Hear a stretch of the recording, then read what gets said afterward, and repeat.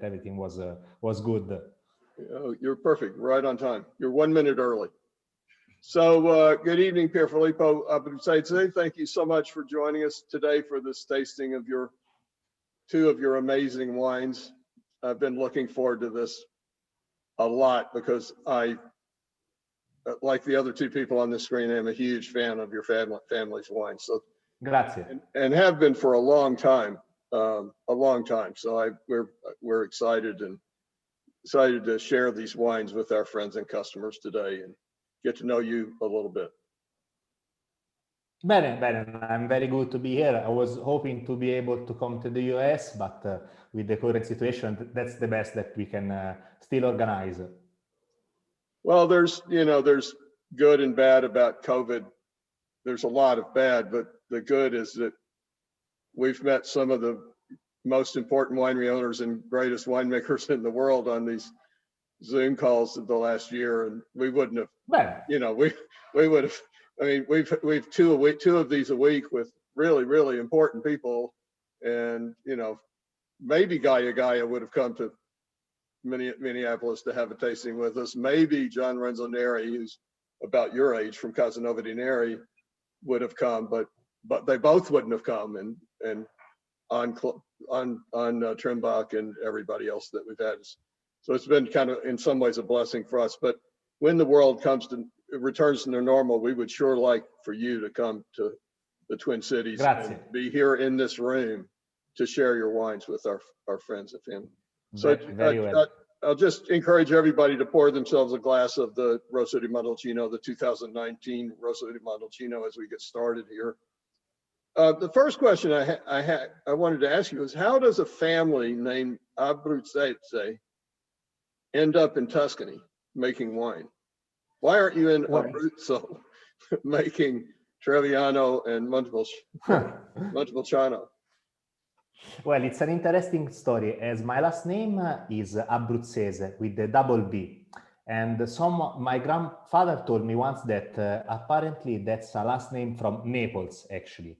If it would have been with one B, it would have been from Abruzzo. But since it's with double B, it's from Naples. And my grandfather's father was actually from Naples. And he married a lady that was from Trento. And so they went to live in the middle, which is around Tuscany, around Siena. But my family, the winery was actually started by my other great grandfather, which was my father's mother's father. Okay, that was born in Montalcino and was actually born in the estate as a sharecropper. He was from 1910, and his family has been living in the winery, in the estate for probably at least 5 or 6 generations back. We are not even too sure how long before, but we have records that goes back around that time.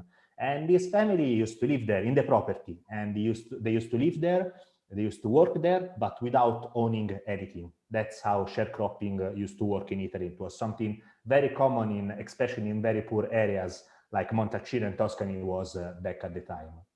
And then after the war, my great-grandfather, whose name was Bramante Martini, was able and lucky enough to make some money and to buy this property back from the original owners. And this was 1953. So even if the property is within our family since that year, my great-grandfather again and his family has been living in the property for many generations. And that's also where the name comes from. As the Valdicava, it's the name of the location. It's the name of the area where the winery is from. And when my great-grandfather bought the estate, he was one of the first that gave more importance to the property than to the family. His idea was that it didn't matter who worked in the countryside, if either him or my father or me or my future generation, but the nature, the countryside would have always been stronger than the people. So that's why we are called as the location and not as our last name. And then this man, Bramante, had 3 daughters. And so being a very traditional Italian man, 3 daughters didn't really was a future for the estate, because it used to go to the male new generation. And so the oldest of these ladies, which was my grandma, married with this other guy that was the son from my great-grandfather from Naples. And then they had my father, which was the first, let's say, heir of my great-grandfather of Bramante Martini, who started working in winery as a teenager. So in the summer to make some money and to spend some time in the countryside. And then his passion grew more and more. And at one point, more or less at the same time, my great-grandfather decided to retire, that he didn't want to produce wine anymore. And my dad decided that, understood that that's what he wanted to do, and that was really his passion. And so around the mid-80s, we had a transition in the property, but my great-grandfather and my dad had been working together for many years before this. What's your father's name? Vincenzo Abbruzzese.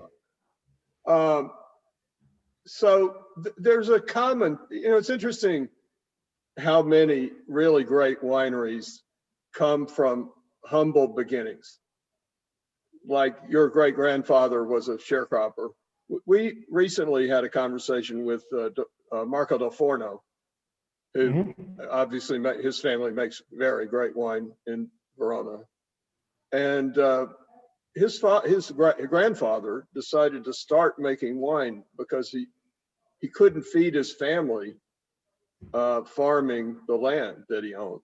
He couldn't make enough money to feed he was selling off grapes and other things that he grew, agricultural products that he grew, but he couldn't make enough money doing that to actually feed his family.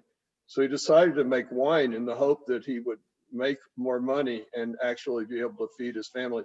And in the first year, his revenues were 25 times what they had ever been selling grapes to other producers.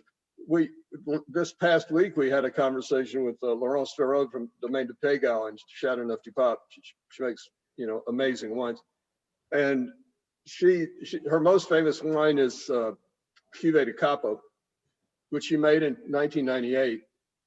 And the reason she made this wine for two reasons. One, there was this one barrel of the Cuvée Reservé that in 1998 is a really great vintage in Châteauneuf-du-Pape.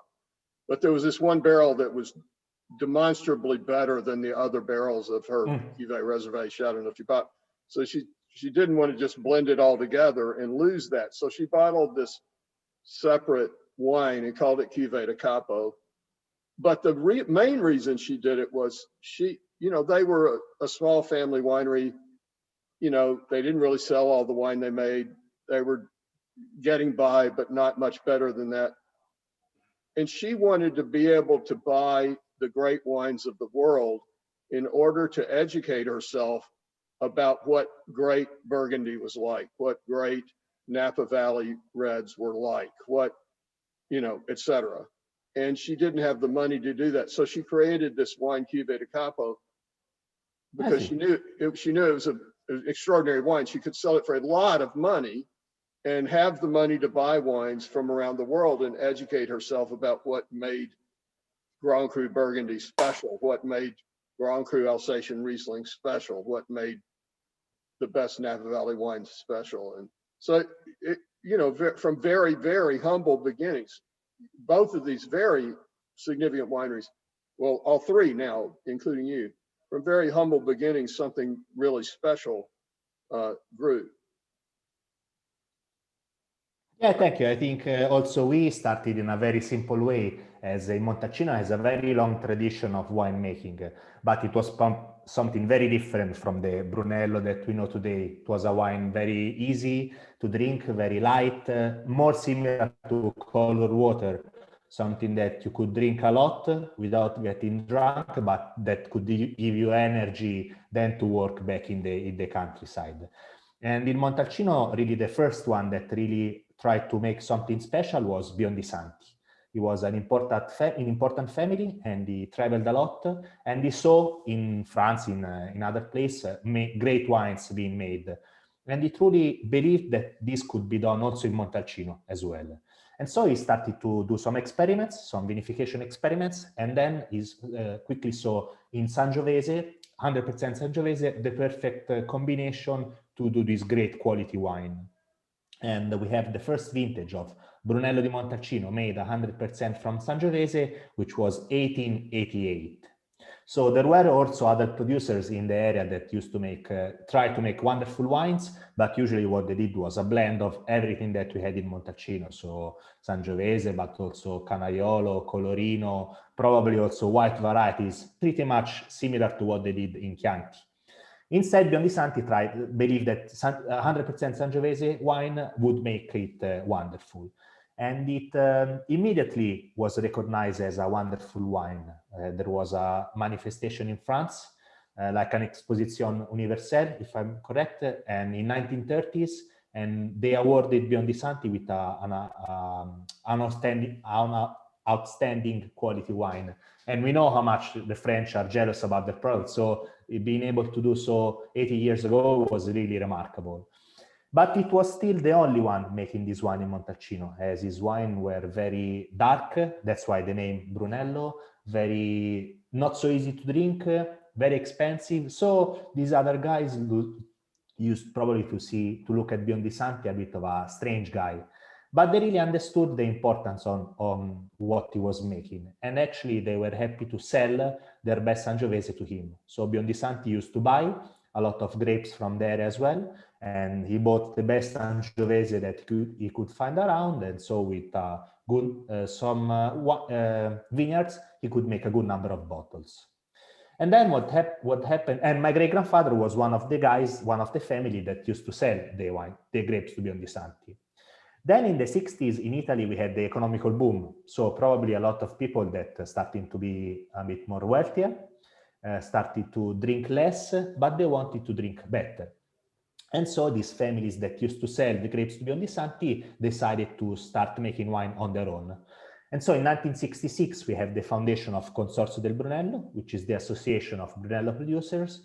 And in 1967, we have the first vintage of Brunello di Montalcino as an appellation. And at first, your grandfather founded the Consorzio del Brunello, right? Yes, he was my great-grandfather actually was one of the 25 founders of Consorzio del Brunello, and this was again 1967. And he, for several years, your wines were bottled as Consorzio del Brunello, but with your family name on it, not as. See, actually, they did something even more special, I believe, because there were 25 families altogether. So there were a few very important ones, like Biondisanti or Barbier Colombini, important noble aristocratic families. And there were also about 10, 15 farmers, basically, like my great-grandfather, or like, for example, Ciro Pacenti or Nello Baricci. They were really small producers that really started for the first time to make wine. And so they actually had the very same label that had a picture of the building of municipality of Montalcino, very big Brunello di Montalcino, and very small at the bottom the name of the producers. So they all had the same label, but just changing the name of the estate it was from. And this was for the first 6 or 7 years. And then after that, each one of them had their own label. But they immediately were understood that working together, everyone would have been stronger. And even Biondisanti understood this, because when these 25 producers started, actually they had probably not the biggest knowledge on how to make a wonderful wines. And so they went to Biondisanti asking for help. And Tancredi, that was the owner back in the days, was probably so smart, so ahead of its time, that even he understood that altogether they would have been greater than the single one. And so he was happy to let them work with this winemaker, which was Giulio Gambelli. And so really Biondisanti helped from the very first day to develop also the consortium, and to develop the winemaking, and to let everybody work with his best man to make a wonderful wines. And in fact, when these new Brunellos came out in the market and in the early 70s, they were immediately wonderful wines. And probably it was the first time in Italy where when non-professionals were able to make a wonderful wine. And so that's probably how the investments arrived, and how the big company from all over Italy, and now slowly all over the world, wanted to have a small piece of Montalcino. Banfi was the first big investor in Montalcino, and one that for me really opened the market and helped everyone. because they really made big investments to make a lot of bottles. And they really pushed the wine around in their markets. They already had their distribution, and so they were already had the knowledge how to present their wine. And even their Brunello is a wonderful wine, greatly respectful of the Montalcino, that you can immediately understood it's made, it's Brunello. And so they really let the name around, and people starting to understand and know Brunello, and they immediately fell in love with the wine. And then they started probably to experience maybe smaller estate that had a different philosophy, and they really fell in love with the place. You know, there's this common thread in Italian wine making history, that there's Angelo Gaia in Piedmont, Biondisanti in Brunello, Sassicaia, Nicola Incisa della Rocchetta at Sassicaia in Bulgari, Giuseppe Quintarelli in the Veneto, that they all decided, well, I'm going to make wines that are the equal of any wines in the world. And then which is an audacious comment to make publicly, but they did. And then they did. And then it you know, it changed everything. As Angelo proved that world-class wines could be made in Piedmont, he inspired other people to also make world-class wines. And Nicola Incisa did that in Bulgari, and Biondisanti did that in Brunello. I mean, there's the standard bearer. These, and they were all about the same time, right? That these. See, I think so, more or less, yes. But also to give more or less, because also Biondisanti, the Brunello really started, it's a relatively young appellation, because if you consider the time that Biondisanti bottled his first Brunello was a few years after we already had the first, second, third growth classification in Bordeaux, because that was 1855 and Brunello it's 1888. So, and for a long time, he was the only one producing wine. Brunello as an appellation started in 67, which is 50 years ago, which probably for a wine, it's nothing. And I think that we still have a lot to learn, and we can really develop a lot. And that's why probably these newer vintages are always better. It's not that the climate or the countryside is getting better, but also we are getting better. We are getting more and more experienced, and we are getting more and more knowledge, and a lot of little things that maybe even 10 years ago, we didn't think it was important, turned out to be very important, and that could make a great difference in the winemaking. What's an example of something 10 or 15 years ago you weren't aware of that is now important, that makes a difference in your wines? Well, it's strange for me because we have been working in a very special way, and we have always been working in very great balance with the countryside, very great balance with the nature, very great balance with the vines. And so I grew up seeing done certain things that for me are natural, for me are the only way to work. And instead, as I grew older and as I experienced other ways of working, I understood why they were so special. For example, recently I've heard more and more the idea of it's an inerdimento naturale, so letting the grass grow in the vineyard, not cutting it, but only cutting how long you want it to be, so you can control how much the vine drinks and so how much the vine eats, and so you enhance the competition between the vines, and you try to find a special equilibrium where the vines have to fight a bit more to eat. And at the end, they produce maybe less product, but much better intensity, much better balance, and so on and so on. And apparently, we are talking more and more that it is letting the grass grow. It's the future of viticulture. And we have been doing that since 1957. So if that's the future, we are a bit ahead of the time. But an example, and I don't remember it because I was too young, but I know that 2002, for example, was a bad vintage in Montalcino. Many producers had difficulties in making the wine, and many didn't produce Brunello at all, for example. And in 2014, we had a similar situation. And I hear more and more that probably the season was much, much worse in 2014, but the wines are better. And just because in 12 years of difference, we were able to understand better how to work in the countryside. And even if the season was harder, we were able to make all around Montalcino to make a better wine. Well, older vines are better able to deal with difficult vintages, right? See, we think so. We have more or less 50-50, two main generations in our estate. The older ones were the last planted by my great-grandfather about 40 years ago. And the newer ones were replanted by my dad around 20 years ago. So we have this jump in 20 years that allow us to have elegance, to have finesse, but also to have a bit of power and richness that we really like in our wine. And since the Brunello, it's a blend of all our vines, we can have this wonderful balance in the vineyard as well. And slowly, recently, we are starting to replant these older vines. Probably they were planted with a different approach, a different conception in the vineyard.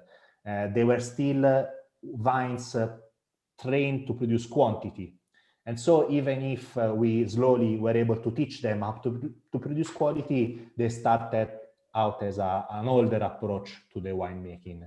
And so probably around 40-45 years, it was the maximum age that these vines could last. And so slowly we are starting to replant the new vines. So we still have this step in generation that allow us to have this special complexity and connection with the countryside. You're 30 years old, is that correct? Yes. How old were you when you decided you wanted to be part of the family wine business? Well, I realized that I've been very lucky because I grew up in the countryside, and I remember very well where these vineyards was replanted, even if I didn't understand what was going on because I was only about 10. And I've always done the harvest. I've always worked in the cellar as when I had some time because I really enjoyed it. But I've never been pushed to work in the countryside. I've never been pushed to join the business. And so I had my choices and I did my come si dice, il mio percorso, my life experiences. And about 4 years ago, I really understood that that's what I wanted to do. And I decided to start working full-time in the winery. And I was always worried that I was gonna go there just because I had the possibility and not because I have the passion inside. And I always knew that if I didn't have the passion, then it would be a shame. It would be dangerous because maybe in 20-30 years I lose this. I don't want to work here anymore, and I just sell the property. And that's not what I wanted to do. So I always thought, let's take my time, but I wanted to go work in the countryside, in the cellar when I really believed inside. And so maybe I took a bit more time, but I started working when I was really sure that was I wanted to do with my life. So far it's going very well because my father is not an easy character to work with, but actually it's going better than I thought, and I'm learning something new every day, and it's going, even with him, it's going much better than I would have ever expected when I started 4 years ago.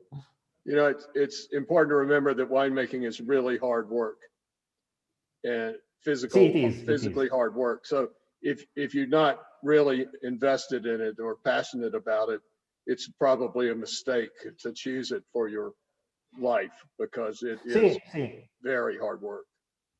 I agree.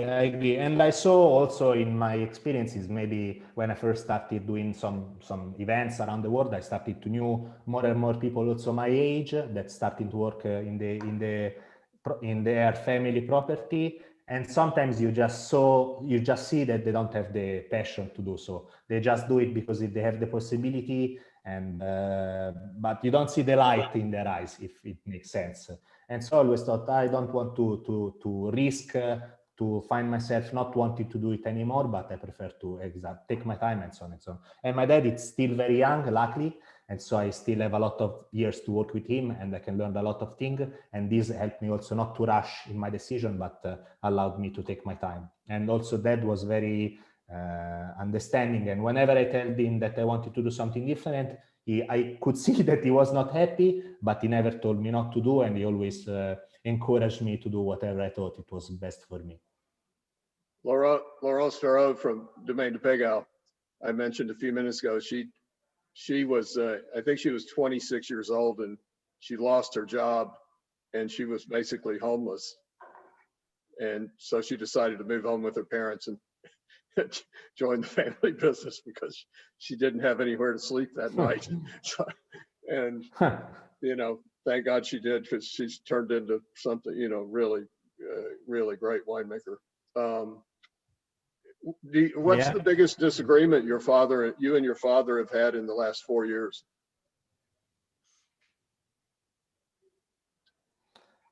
That's I think that it's a tough question, because there are nothing too big. It's supposed to be a tough question. I really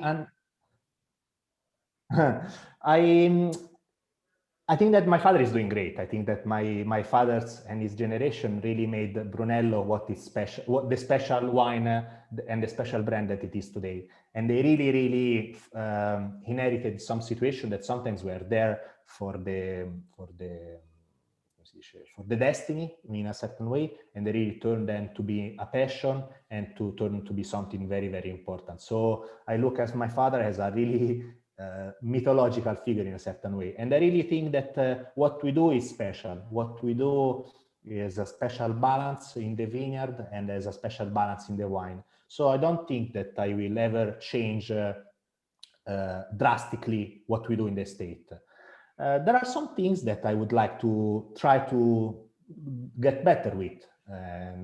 A small example, my father doesn't have an email, or uses very rarely the mobile phone, and still they still talk with Dominic's father via fax, that I don't know if how many people will have it around the world. So I think maybe it's a certain modernity that I would like to introduce in the cellar, and to all little things that I think could be done better, and maybe my father still doesn't see them. So I'm every day trying to push, and slowly, step by step, sometimes I was able to change, and I think a few things even he had to admit it was for the best, luckily.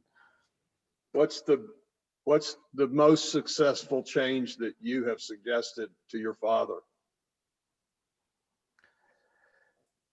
A few small things that maybe sometimes we talk, and I say my opinion, and he doesn't seem to think it's a good idea, but then he thinks about it, and then I see it developing it.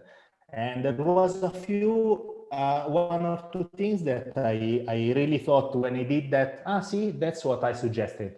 But as of now, I'm honest, I cannot remember what they are. I just know that I did, and I was very happy and proud about it.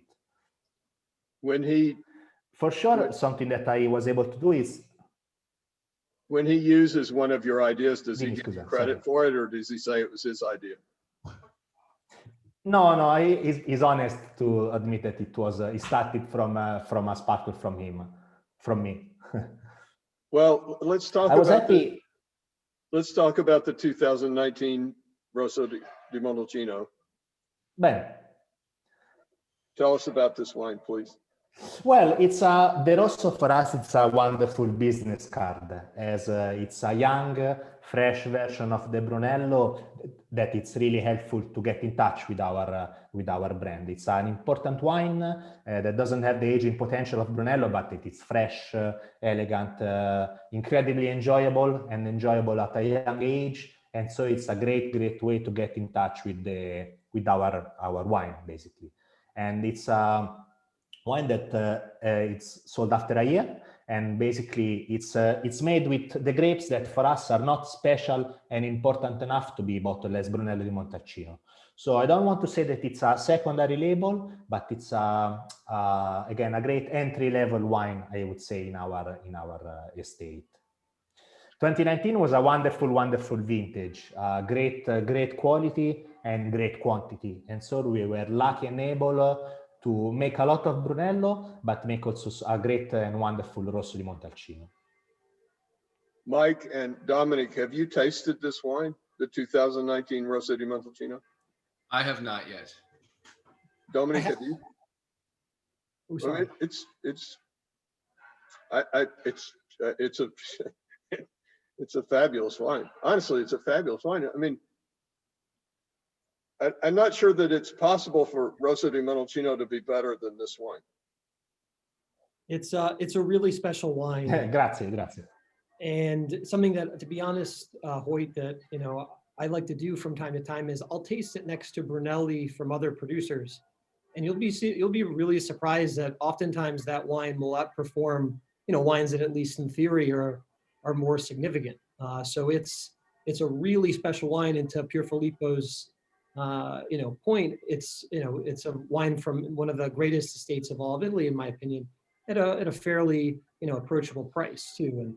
And what I frequently talk to, especially younger people who maybe don't have the disposable income to buy a case of Brunello or make that sort of commitment, to buy a case of Rosso and kind of maybe drink 2 bottles a year, just to kind of see how the wine develops, so they can kind of dip their toes into what mature Brunello eventually becomes, without making this sort of significant financial investment that investing in Brunello is.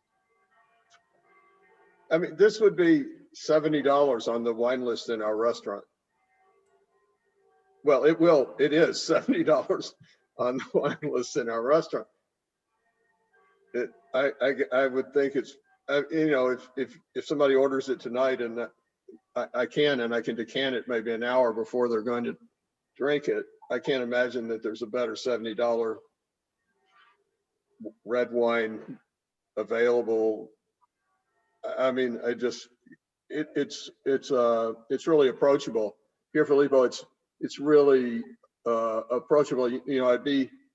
If I hadn't tasted it, I would worry that it was just too young and too primary and too tannic and too everything to really be enjoyable. But it's young, but it's really delicious. I mean, just simply a really delicious wine.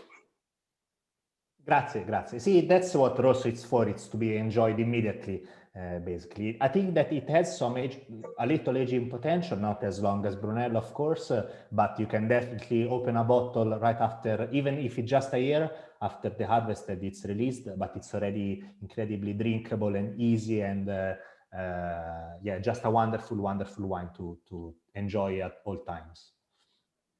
I mean, I think it'll improve with 3 or 4 or 5 years of bottle age, but that doesn't mean that it isn't really, really superb right now. It's superb. Grazie. Thank you. Thank you. And for the Rosso, PierFilippo, is it younger vines in the vineyard, or how do you differentiate the quality of fruit that will be Brunello versus what goes into the Rosso? By experience, mostly, because sometimes we see right at the moment of the harvest, or we know that maybe some certain areas we see in the vineyard, basically we see how the maturation is going, and we can try to understand how the wine will be in the cellar as well. We always try to make Brunello, of course. We always hope that it could turn out as a fantastic Brunello, but sometimes we see just after the fermentation is over. Sometimes we try to wait as much as at the very last moment that we can bottle, and then we decide. In the past, of course, the younger vines were the one that most of the time used to make Rosso di Montalcino. But now our younger vines have 20 years of age, and so they have all the experience and all the maturity to make a wonderful, wonderful Brunello as well. So it doesn't depend, I think, on the age of the vines, but it really depends on the quality of the vineyard. Sometimes a certain vineyard, it's good enough to be Brunello, and sometimes some other vintage, maybe the same vineyard, it's just not special, and it will be more used for the Rosso di Montalcino. Or some vintages like 2015 or 16, for example, that were very, very good, but not too big in quantity. And so we produced very little Rosso di Montalcino because luckily, basically, everything went into the Brunello. Or some other vintages like the 2002 or 2011 or 14, where everything was made into the Rosso because we weren't able to achieve the quality that we wanted to with our wine. I don't want to talk about ratings today, even though if we talked about ratings for your wines, it would be fun because they're really high. Yeah, I mean, so, but I did, just as a guilty secret, I did go on the Wine Advocate's website and Venice on these websites and just search Valdicava and just look back over the years of what were the scores for your wines going back as far back as they rated them. And on the Wine Advocate, the lowest rating any of your wines has ever gotten that I saw was 88 points. And there was only one of those. And everything else was 90 or above, which is an incredible, and it was pretty much consistent with Venice too, Antonio Galloni. I mean, that's an incredible track record for excellence, because it's not automatic that every year, year after year after year after year, you're successfully producing really, really excellent wine. And you know, I don't want to belabor the points thing, but it is, you know, we can't right now taste the 1990 Brunello, but we can go on websites and see a relatively accurate depiction of what the wine was like and how good the wine was. But what I really want, there's been, over this course of this incredible level of consistent excellence in your wines, in your father and your wines, there have been I was on your website today and it talked about 3 kind of shifts in style, that from 77 to 85, the wines were, I guess you would say, really traditional, old-fashioned Brunello style wines. And then from 90 to 98, maybe they were a little what you would call modern.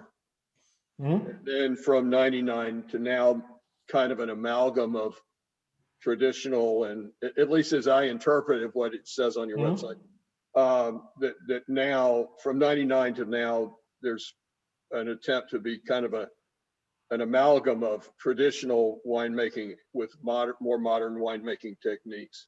Can you talk a little bit about that? I mean, I'm kind of asking 2 questions. How is it that you can make so consistently such excellent wines with lots and lots of 96, 97, 98 point ratings? I mean, just lots of them. That's, and again, I don't want to belabor the points, but it's an indication of the quality of the wine. How do you do that? How can you be so consistently excellent over so many years? Well, probably with passion and patience, because we actually are very lucky, because we never produce our wines for the points, for the score. We produce our wine to try to make whatever we think it's best with our potential, whatever we think it's best to make with our grapes and our vineyards. And we always do whatever it's best for them. So we always try to keep them healthy, to keep them in balance, and then to guide this balance to absolute quality. And we make some choices that probably are a bit unconventional in a managing point of view. For example, altogether our estate is 300 acres, of which about 130 are of vineyards. But we produce only altogether about 80,000 bottles of wine, which is more or less half of our potential. So it means that usually in Montalcino, with 130 acres, you can make of vineyard, you can make 150, 160,000 bottles. While we work in a way that we produce less, hopefully not because we are crazy, but because working in our way, we're able to teach the vines to produce less, but to produce better, and to produce a wine that was more in balance with the countryside. And for this had a great character and a great identity, but it's also very enjoyable and very drinkable. And we have always worked in this way. My great-grandfather probably started 50 years ago, not understanding at the full potential what he was doing. He thought that working with a heavy machinery was too much for the vineyard, and he preferred to do it more easy and to be more gentle. While it was a period where for the first time, we were able to work very well in the countryside and to produce a lot of things, a lot of everything, a lot of wheat, a lot of oil, and a lot of grapes as well. And so instead he had a different philosophy, a different idea. And when my father started working in the 80s, he found a situation that was already very special, and he had the knowledge and he understood why it was special.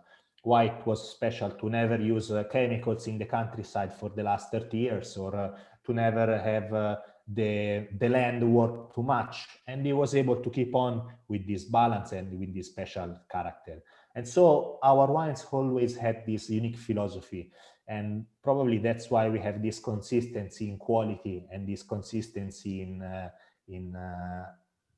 quality, and also in points, in scores when they come. And also because if we are not happy about our wines, if we are not proud about the result, we don't release the wine. So some vintages we decided not to produce Brunello, for example, as I mentioned, 2002 or 11, or sometimes we produce very little quantity of Brunello and a lot of Rosso. So we release the wine only when we are sure that the quality is there and that the potential for aging is there as well.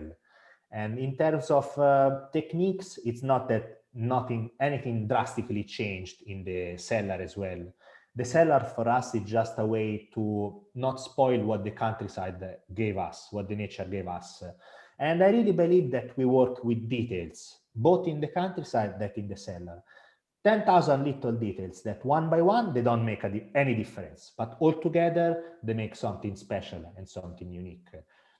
For example, an easy example is that about 15 years ago, my dad decided to rebuild the vinification part of the cellar, and he decided to start using stainless steel for vinification with temperature controlled. That back in the days was an outstanding step ahead in technology, but now this kind of tanks works so well that every winery all over the world use this stainless steel with temperature, especially with temperature control. Or for example, we use a special pump that doesn't have any moving parts in direct contact with the wine, so not to agitate it too much. So a lot of little things, again, that make sure that the quality is there. And for the evolution, I think that a lot has to do with the understanding of these little details and also an improvement in the countryside as well. At the beginning, I think that the Brunellos were important wines, not so easy and immediate to enjoy. Biondisanti, for example, was famous because his wines were undrinkable for the first 20 years. And so until the mid-80s, probably, the Brunello, it was a very interesting wine also to enjoy. You had to open the bottle a few hours before to drink, and then you try to enjoy it. But most of the time, at first, it was just a punch in the stomach, very intense, very important wines. And then in the 90s, in the 80s, and 90s, we had a first evolution, and the wines were immense, very smooth, very delicate, more velvety. And this was probably thanks to the new technology that was implemented in the work, and thanks to the new generation, to my father's generation, that more and more starting to work in Montalcino. And then in the 2000s, probably maybe also due to a little climate change, we started to have a very intense wine, very important, rich wines, where we had power of fruit, the power of minerality. The character of the vineyard was really showing a lot. And then probably we had another step, we think after 2010, we had a new step further, where we have at the same time the importance and the richness of these wines, but also the elegance and the finesse. And in the 90s, we had a lot of work done in the countryside, a lot of vineyards were replanted. And by experience, we know that around 20 years, the vineyards reach their higher quality and reach their higher evolution in terms of quality as well. And so probably these important works that were done in the 90s really blossomed after 2010 or so on. And we had a very wonderful vintage, a very wonderful season. And so probably this combination of the two really make this step really help to do the step again. We have wines that are really enjoyable, can age very, very long, but they are immensely drinkable at a very young age as well. While before, we still think that our wines reach probably their higher quality after 10, 15 years after the harvest. And then if well kept, stay there for 20, 30, even 40 years.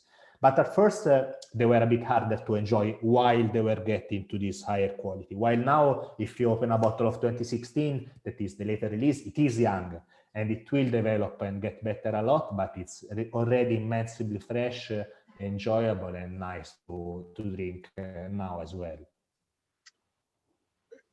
You know, you can probably tell that I'm not your age. And one of the things about my life in wine since the early 70s is that with Italian wine, there used to be this idea with Brunello and Barolo. People used to tell you, well, you just have to give them enough age. You have to, you know, the Barolos have to age for 30 years and the Brunellos have to age for 20 years for the tannins, you know, for them to be enjoyable. With Barolo for the tannins to soften. But then you'd wait 30 years and they weren't, they really didn't get that much better. You know, you'd waited 30 years and they weren't great. And, you know, you wait 30 years for a Barolo to become great and it just doesn't become great. And, you know, that's, for me, that's a huge quantum shift in Tuscany and Piedmont, that now the wines are so much more excellent on average. And so they're more enjoyable earlier, but if you give them time, they do actually turn into something pretty, you know, pretty amazing. Where it used to be that it was just reputation. See, I agree. Sometimes, you expect something and not always you have what you expect. But I think that if a wine is enjoyable at a young, you can immediately see if that wine would be enjoyable in a long time or not. And it's something that you understand by experience, but for me, a wine has to be enjoyable. You cannot say you have to drink this wine after 20 years before it's undrinkable, because there is something that doesn't work. When Brunello, it's already sold 5 years after the harvest, which I think by law, it's one of the longest time that we have around the world to release a wine. And when you drink it, it already has to be drinkable. It already has to be enjoyable. And I think that slowly, and again, in 50 years, it's nothing for a wine appellation. So now we are finally starting to be there, starting to be at the point where these wines are immensely, immense aging potential and will last for many, many years, but are already immensely drinkable and enjoyable now as well. And that's something that's starting to show in the last probably 10 or 10 years and so. You mentioned global climate change. How is that affecting your winemaking? Well, so far, luckily it helped, especially because we are in a northern area of Montalcino, which it was always been considered an area where the wines were a bit less intense, less with less character, lighter, while we always, Valdicava in this area was always like a beam where we were able, working with our philosophy, to make wines that were still intense and still nice to have. While now with this climate change, we are all looking to go in these fresher areas of climate.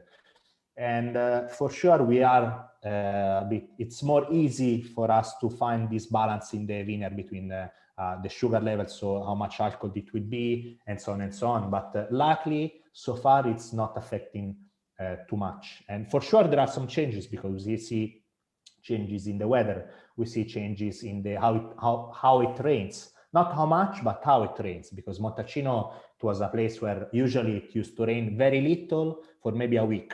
While now we have one day when it rains a lot, and then a week when it doesn't rain at all. And so we still have to reorganize our way of work to readjust to this. I can see that in the past, for example, at one point, there were a few years where the sugar levels were getting very, very high.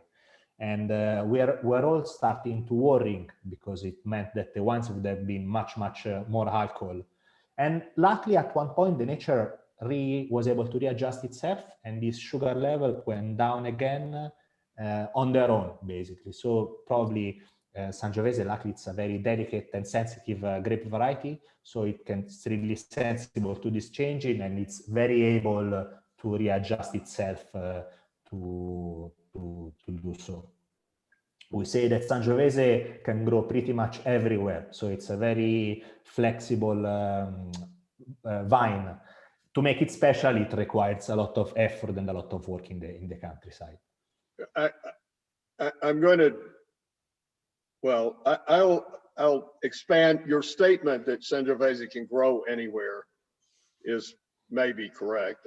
But Sangiovese doesn't make great wine anywhere. I say that it can grow anywhere, not that it will be wonderful everywhere. It can grow anywhere. To make it wonderful, you have to really work a lot and to put a lot of passion and effort to it. There's one winery in Washington State that makes really good Sangiovese. Leonetti Cellars makes really good Sangiovese. There's a couple of people in Napa that try to make great Sangiovese, but sorry, it's not great Sangiovese. There's a few people in Australia, but you know, it's another way that Piedmont and Tuscany are alike, that Nebbiolo really is only successful in one place in the world. Sangiovese is really only successful in one place in the world. I agree. Obviously, Piedmont and Tuscany could not be more different, but they're alike in that way. I agree that really these varieties really find their maximum expression in these areas. And Tuscany and Piemonte are very different, but also similar in the way of people working there, as we are all very passionate, very passionate about our countryside, and very passionate about just going outside and seeing what's going on in the countryside and to work accordingly. And I think that really is a strength that we have both in Tuscany and both in Piedmont. Most of us are very small estates, family owned, and that we can really put all the passion, all the work that is necessary to do great wines. So please talk to us about the 2016 Brunello.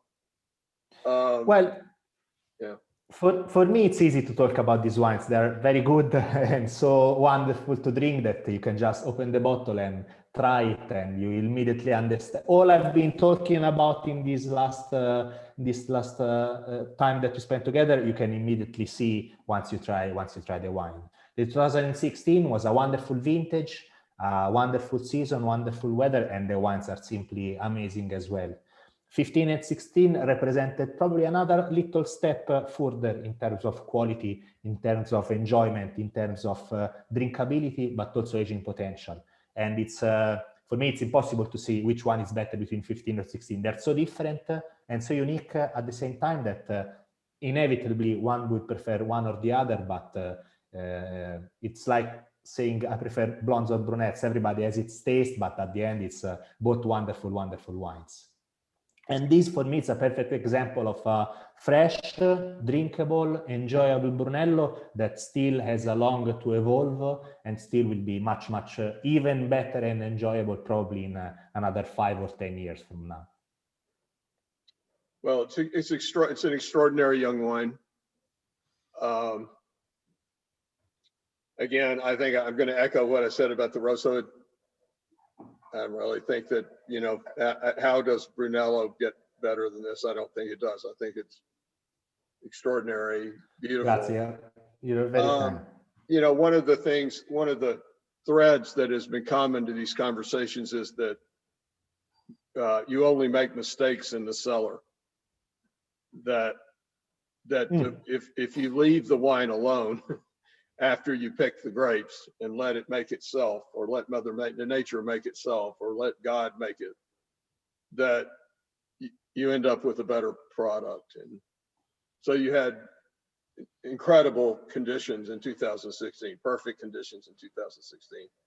So if you just let a wine like this just kind of stay out of the way, help it along, and let it make itself, you end up with something really special. See, I agree. We perfectly agree. We say that 95% or more of our work is done in the countryside. If there is something wrong in the nature, there is very little that you can invent in the countryside to make it good. But if you're able, working outside, working with respect, to have a wonderful grapes, then your mission is just not to ruin what the nature gave us. So our job in the cellar is to do some all very softly and all very delicately to, again, not ruin the wine, but just give it the possibility to evolve to its fullest potential. What do you think that this wine will reach its kind of peak at 7 to 10 years, something like that?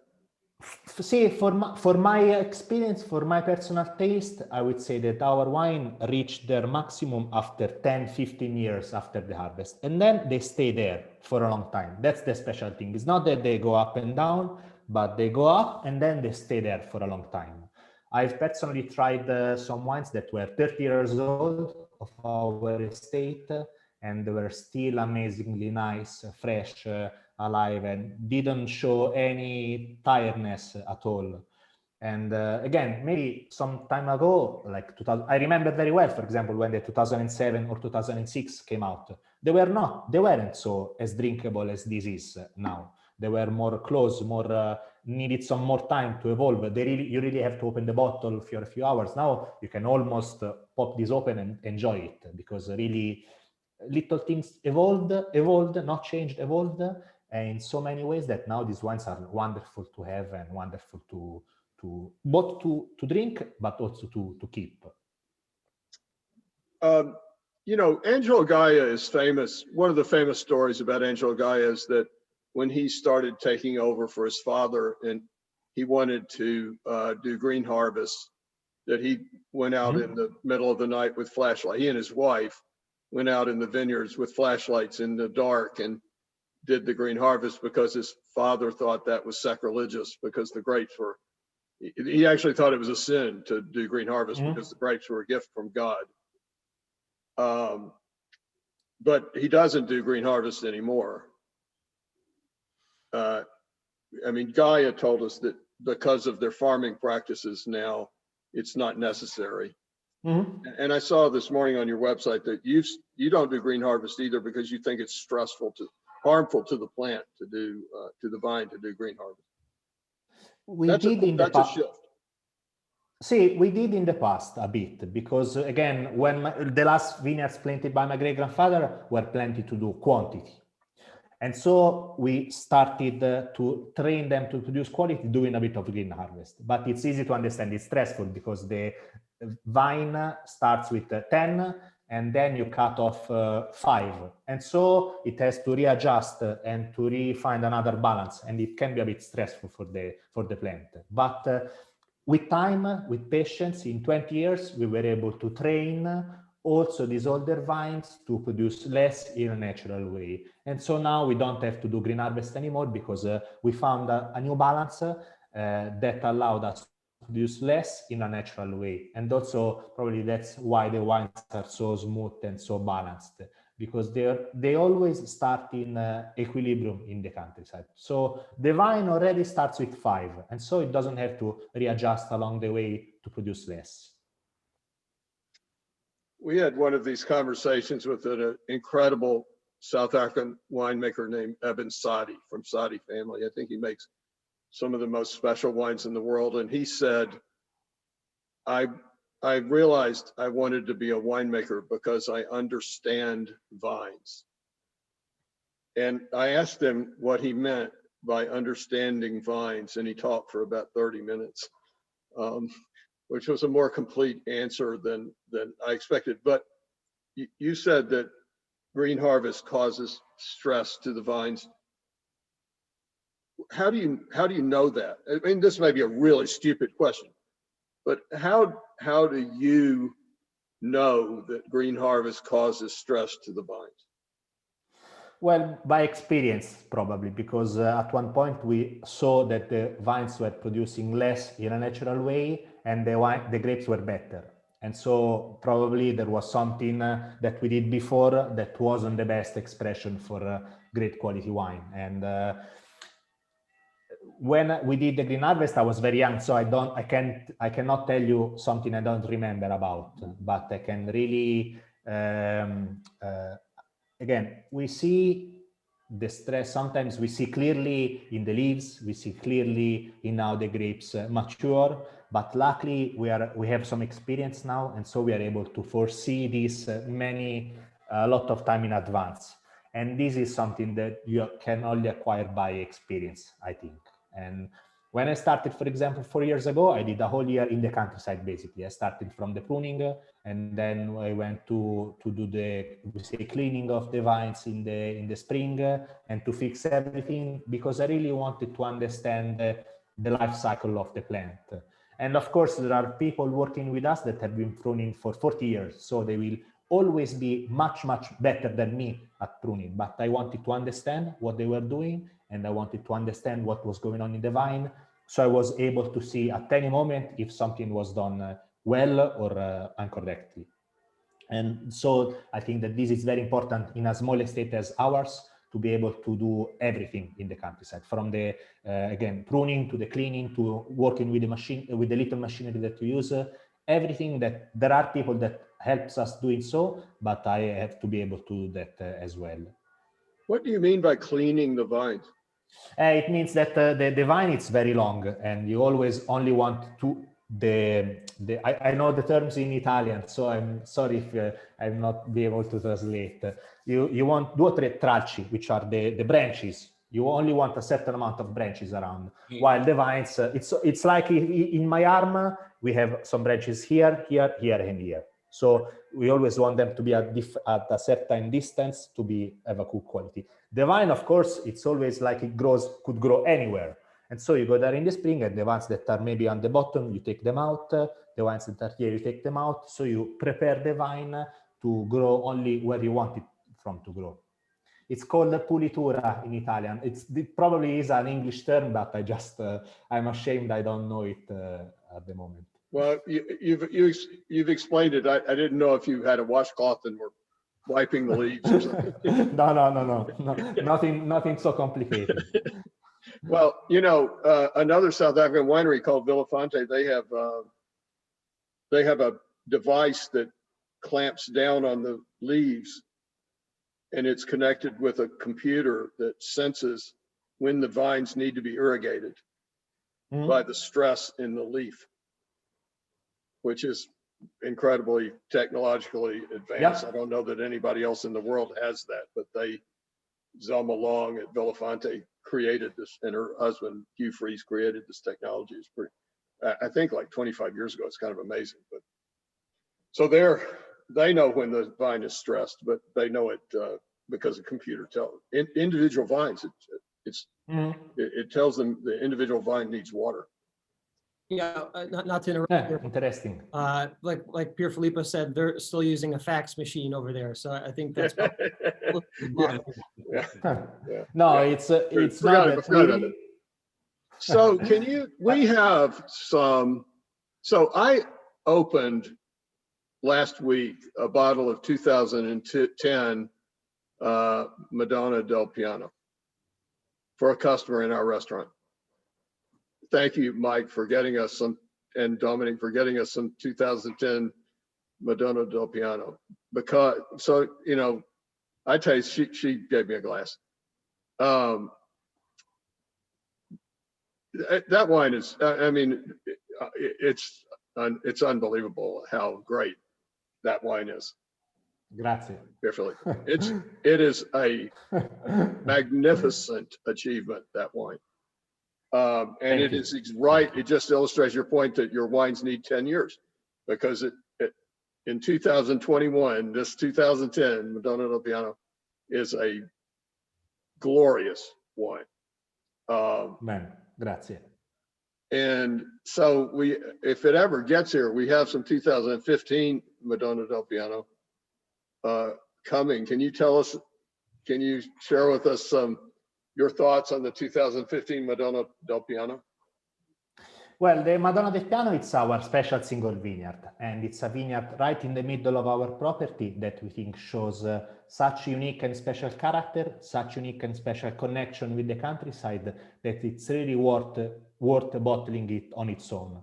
While this is a blend of all the 10 vineyards that we have in our property that have a very small difference from each other. One, it's a bit more maybe rich, one is a bit more perfumed, one has a lot of complexity, and they need to be blended together to make a wonderful Brunello.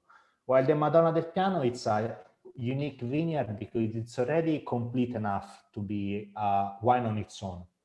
It has all the character that you need in a wine, and also has this special taste.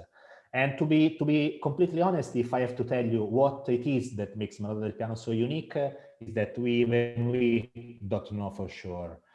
We did some analysis as well, and they didn't show results that will justify the difference in wine, because the elevation is pretty much the same, the soil is pretty much the same. So probably again, it's 1,000 little things that all together make a great difference in the wine.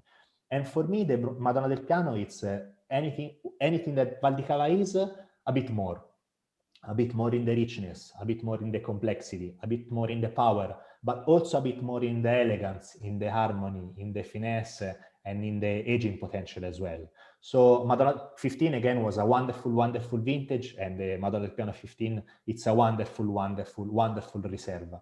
It's, I think, one of the most drinkable Madonna del Piano that we ever produced, even as young as now. And the 15, the 16, again, wonderful wines that are, and all that I said now, very enjoyable now as well. And also the Riserva usually was a bit more, needed a bit more time to be really enjoyable. But the 15, it's really impressive how fresh, how well it drinks right now as well.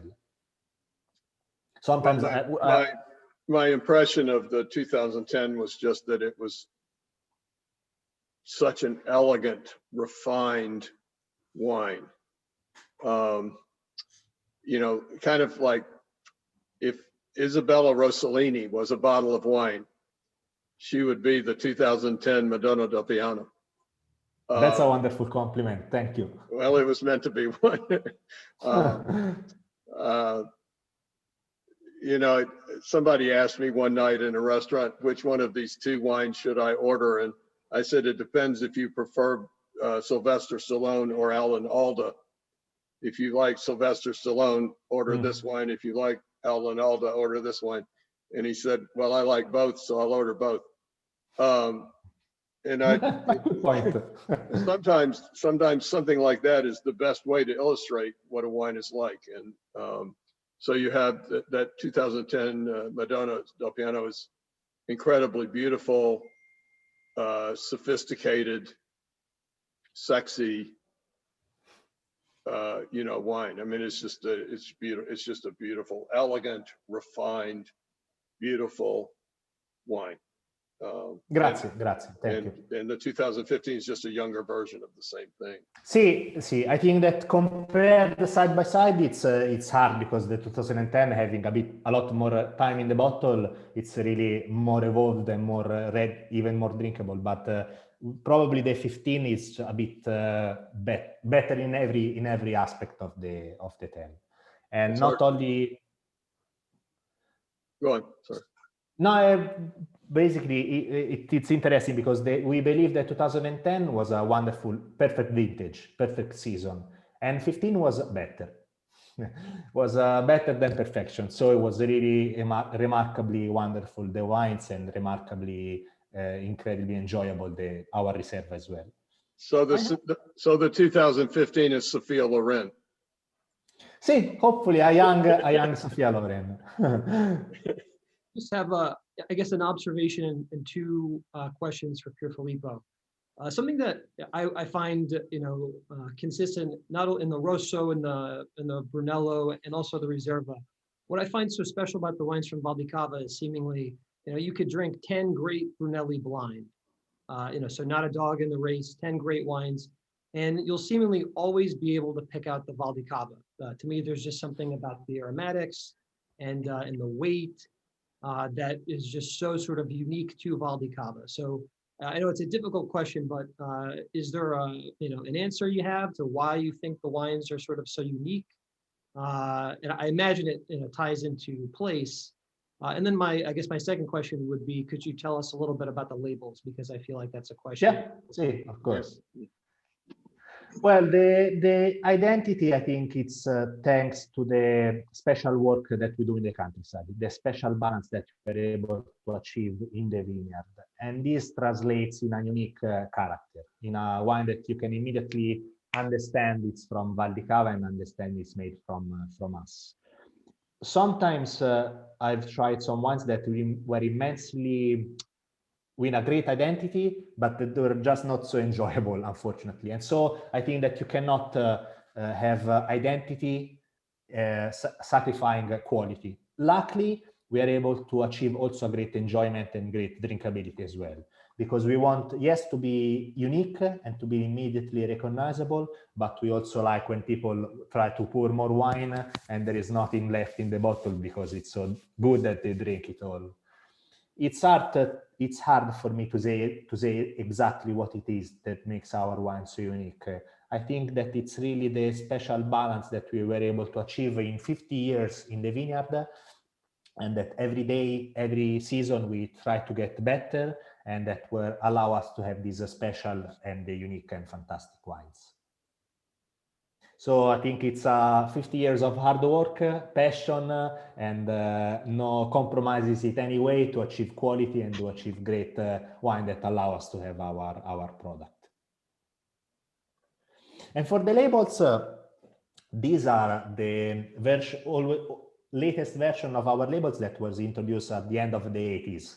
And I've always been told that these were redesigned when my parents started dating.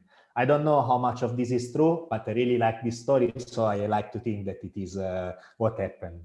And this is a paint called, it's Michael Archangel, from a painter called Beccafumi, Domenico Beccafumi, that used to live in Siena in the 15th century. And what he do is that he and his colleagues used to take over the great artists of Renaissance that used mostly warm colors, so red and orange. And they added also green colors, like cold colors, sorry, like green and blue. And for them, it was a way to their interpretation of the tradition at the time. And so we wanted to do the same with wine. Great respect for the Brunellos of the past, but with a new idea of enjoyment, of drinkability, of a wine that it's very wonderful to have as well. And also, especially back in the days, a lot of labels in Tuscany were dark with old paper. So we wanted something simple, very elegant, but that would stand out a lot in a shelf or in the wine cellar as well. And also, I think that my father really liked Gaia idea, for example. His labels are very simple. Label, Gaia, name of the vineyard, vintage, and that's it. Very simple paper, but instead the wine inside, it's very, very special. And so our label, it's very simple as well, very simple paper, but it's a kind of a joke because the wine inside, it's very important as well. And with the Rosso, it's similar idea. It's a bit more friendly angel, but we still have this red and blue contrast. And instead, the Riserva, here,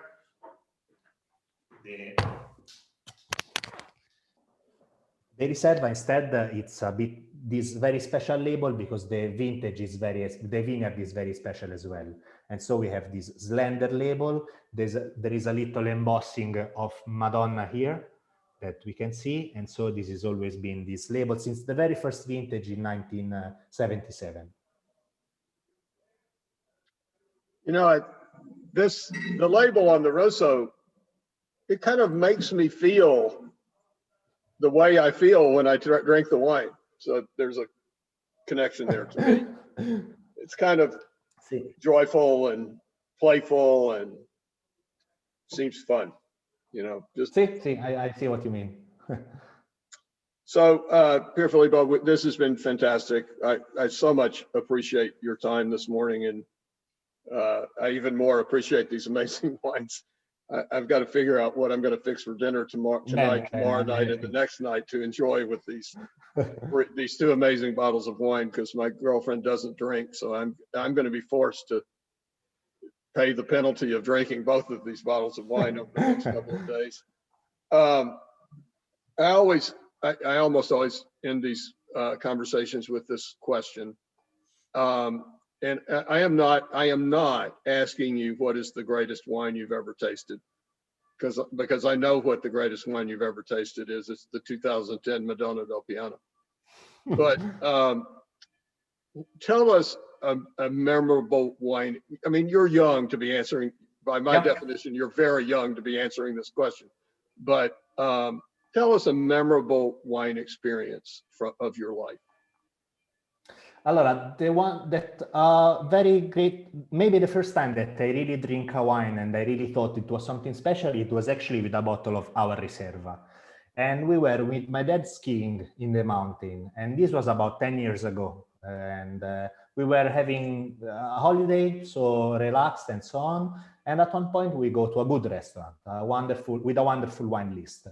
And so I see my father that it's reading at the wine list, and at one point he lights up. I say, Dad, what's going on? And on the wine list, there were some Madonna del Piano 77. And it's the very first vintage that was ever made of Madonna del Piano. A vintage that even in our cellar, we have 6 or 7 bottles, not more. And so unexpectedly finding this label while we were on holiday was something really special. And we drank the wine, and this was 10 years ago. So it was around a 30-year-old bottle at the time. And I remember being so special, so alive, so fresh, that I was there drinking, and I really thought, this is what we do. This is something very, very, very special and unique. You were 20 years old, and you could appreciate. More or less. You could appreciate specialness. I think so. I think that I understood that it was something special, and it was again 30-year-old wine that was nothing old, nothing tired, but was still. I still remember it being very much alive and unexpectedly fresh for a wine this old. And it's one of the first probably bottles that I really understood why it were so special. Where was the restaurant? And in Trentino Alto Adige. I don't remember the name, but I would be able to drive you back there if one day we go skiing together. Isn't it crazy that this just random restaurant would have had a 33-year-old bottle of your amazing Riserva?